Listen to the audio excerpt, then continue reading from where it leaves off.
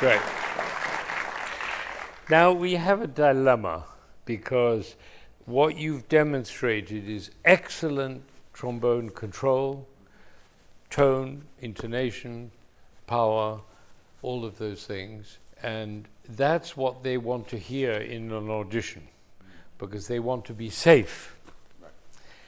Did Mahler want to be safe? No. Okay, so let's explore what Mahler might have had in mind and what he's asking of the trombone to do here. This is a movement, it's 30 minutes long. That's as long as the Beethoven Fifth Symphony, just one movement. And it's about a struggle between the life force and the force of inertia. And the conductor, Mengelberg, who's a friend of his and one of the great Mahler conductors, and knew Mahler very, very well. They were close friends. He described this. He wrote in his score, "A proclamation of the voice of death." Wow. And you know what Mahler described it as?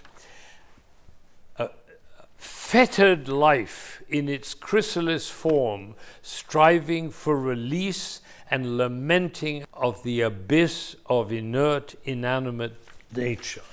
Right.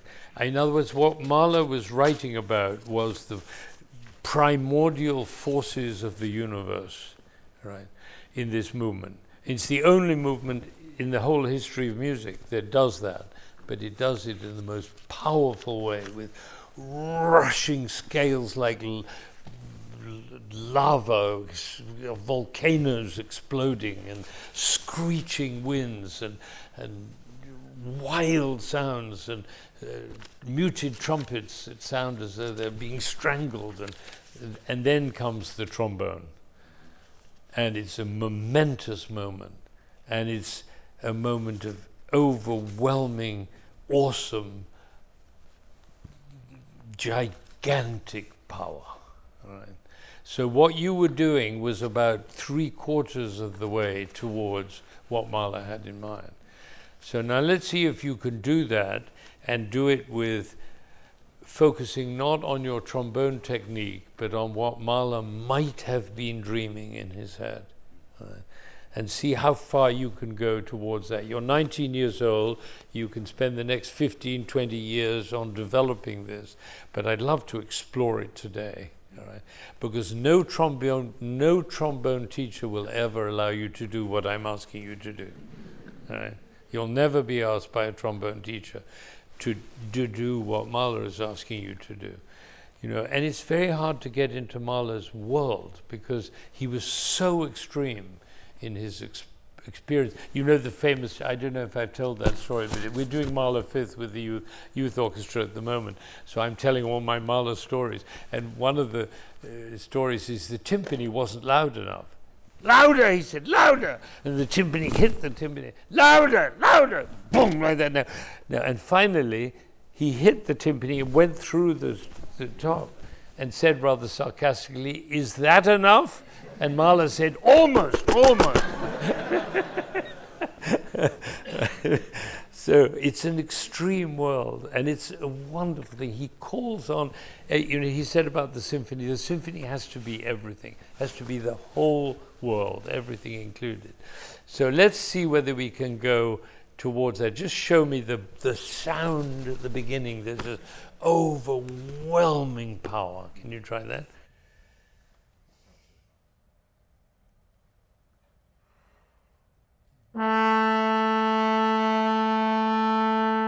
Okay, now don't diminuendo and play louder.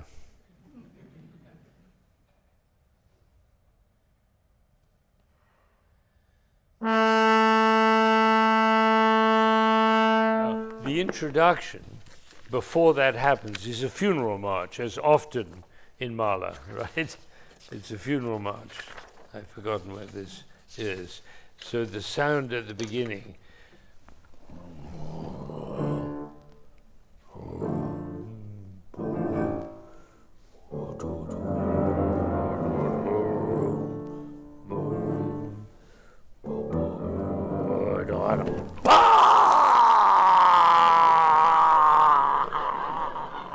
Like that.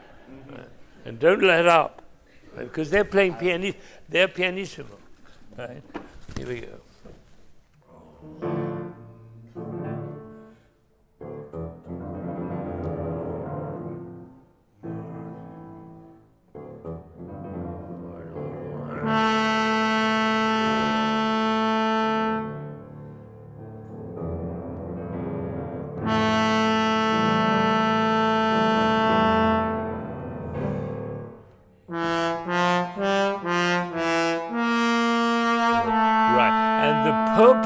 Purpose of this to make the B flat even louder than the A, because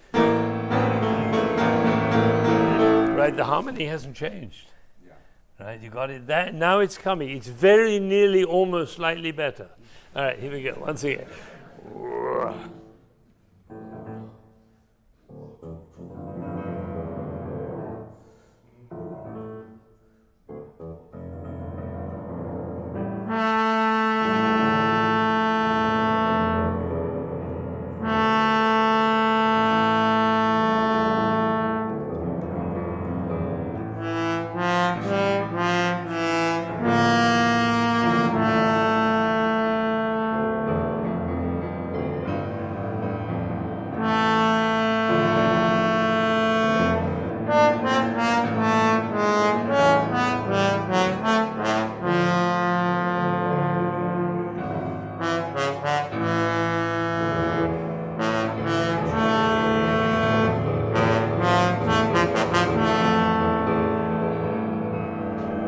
Now we're coming.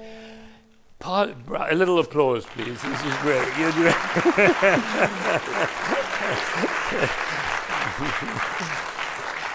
You've grown about 40 pounds, you know. Just the sheer weight of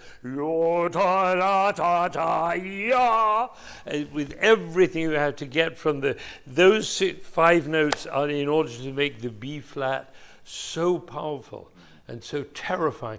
You see, in the English natural tradition, the English attitude towards nature is that it's pastoral, it's pleasing. All those English poets like Wordsworth and Keats. And in German poetry, it's terrifying and threatening. And this is this is the death or the inertia against which the energy of creativity and summer. It's a fight between summer and winter.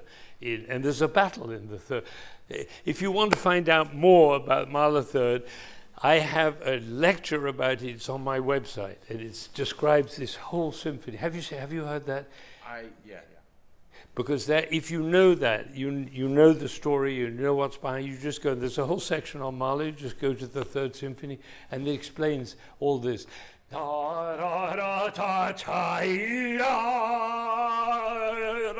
Like that. Can you do that? Yeah. Just show you can do that once more from the beginning again. Once again.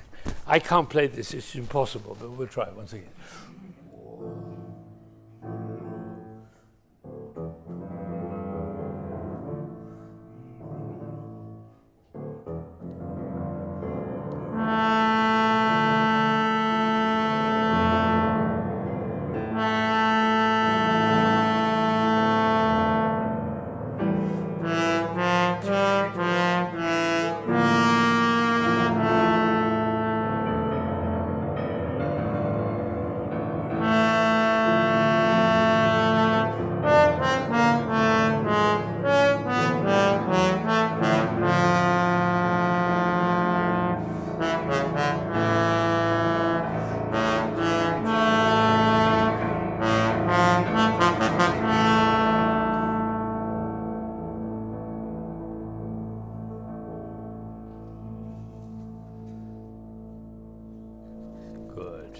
And now the next phrase.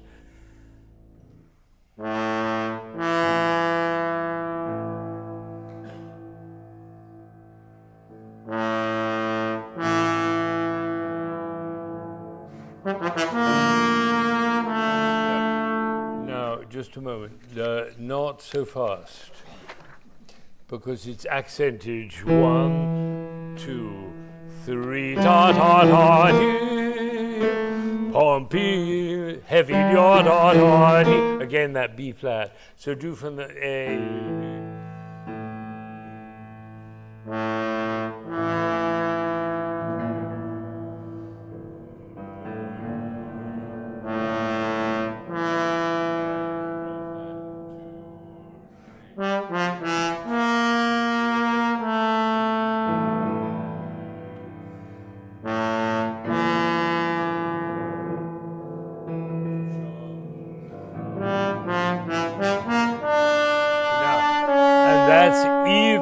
Because it goes up higher. First da da da dee, and now ti ta ta ta ta yee. The wrath of God, Mengelberg would have said, or the power of inertia in nature. That's what you're dealing with here. Good, you're coming. Do for the very last time this comes, and then ta ta ta dee. 2, 1.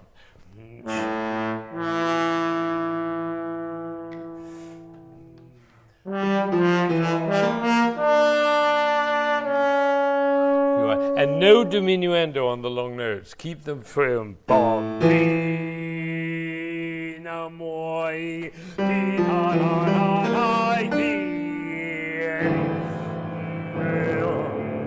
if you try that, from body.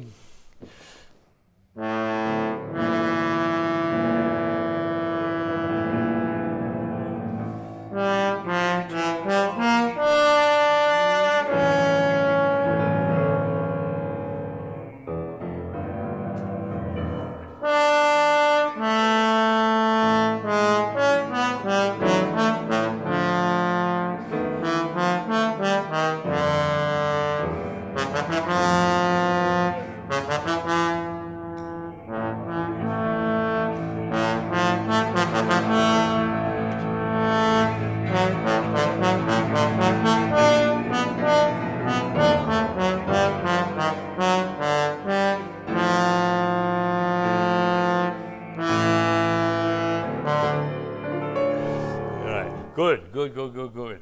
When you come to this final phrase,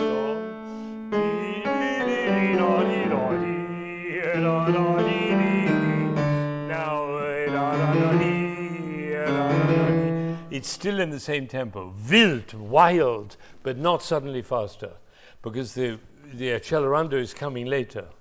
Should we try from for that? And this is the biggest sound you know how to make, right on that D. And I'm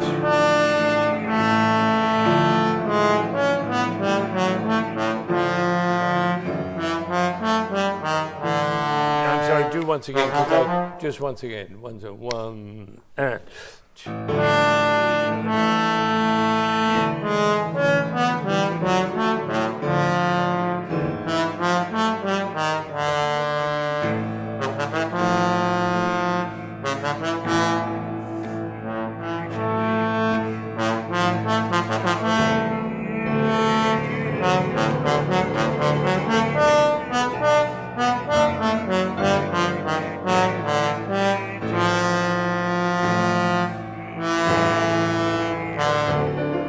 That's the idea. Bravo. Now, like Peter, you're completely exhausted after one phrase, and he was completely exhausted after the other. Music is exhausting because it always has something to say. There's always a tale, a story, an image, a picture, something which draws the audience into the world that the composer is trying to tell us. And merely being a good trombone player won't get you there. You know, I was having dinner one day. I shouldn't tell this story, and certainly not on camera, but I'll tell it anyway. And you'll cut it out. But I was having dinner with a friend, and I was getting more and more excited, and we had a couple of glasses of wine, and we were in full flight. And I said, music is the most passionate language that human beings have ever devised, and the music profession thinks it's about playing the fucking trumpet. And unfortunately, he was writing a book of quotations. It appears in the book, unedited. But that's the thing, it's not about the trombone anymore. It's as if Mahler's grabbing for something beyond music. Right. Isn't that an incredible idea? That he doesn't think music is enough, which is why he has, you know that he has the Schallrichter now, if the trombone is, the instruments put their instruments up into the air to make an even more shrill, more uncompromising, and sometimes ugly. He didn't mind ugly.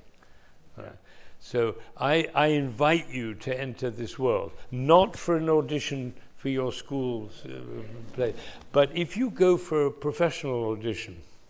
And I had this experience once. I worked with a wonderful trombonist who was also in the youth orchestra. This is 30 years ago or 25 years ago. And we talked about this way, and he did it in his audition, and he won the job in one of the big orchestras. But it's always a choice. And I've just auditioned 5 or 6 wonderful young trumpet players. I mean, just fantastic players. And all of them backed away from that last place where Mahler lives. And so if I can encourage you to both develop the power, and on the recording that I have of the Third Symphony, which is on the website in the same place where I described it, I have these CD length, that means 80 minutes, describing the symphony. And the first trombonist of the Philharmonia Orchestra is one of the greatest trombone players in the world. I asked him to play this way, and he said, "Do you really want me to do this?" And I said, "Yes." He said, "You realize it's going beyond where we normally go?" I said, "Exactly." Right. And he does. It's fantastic. I listened this morning. It's incredible. I mean, it's like that. And that's what Mahler was going for. Not necessarily breaking the timpani, but if necessary. Yeah. So look, I want to say to you, you are just a remarkable talent. To have reached this level at this age is extraordinary. And I look forward, there's no doubt in my mind, nor in yours, that you're going to be a professional trombonist. No question about it. So you're hearing one of the great trombonists of the next generation in American orchestras right here in this library, and there's no doubt in my mind about it. And this is what it takes. Great technique, great dedication, discipline, love, and taking risks. If you don't take risks, you cannot be a great artist. And Mahler took us to a place that no other composer has taken us, and we have to bear with it, with the force of the gale of his musical vision, which is so overwhelmingly powerful. And when you hear that sound, you realize what force sunshine and summer is up against. There's a full-scale battle in the first movement of the Mahler. That's why it's 30 minutes long, that one movement. And it's a struggle for the life force, and it's against that. So you have to be really titanic. And he chose that instrument. I mean, nobody else. The only other solo of equivalent significance is Mozart, in the Requiem. But this is something total. And I thought it would be interesting to bring it here and share it with you out of context. I recommend go to the website, benjaminzander.com, and you'll find the recording and the explanation, and you'll hear what this piece is all about. And it's incredibly beautiful and wonderful. It's really, I can't tell you how moving Mahler's struggle is with the forces of nature. The whole symphony is about nature. And it goes from this first movement up the chain of being till finally the love, divine love at the end of the last movement. It's an incredible journey. You do that too. Go back and study it and think in terms, not so much of the trombone, but in terms of what Mahler's meaning is. And I feel that instrumentalists must be always dealing with meaning, not just the technique. And Schnabel said it, the great Arthur Schnabel, the pianist, he said, safety last. Safety last, not safety first. All right, well done.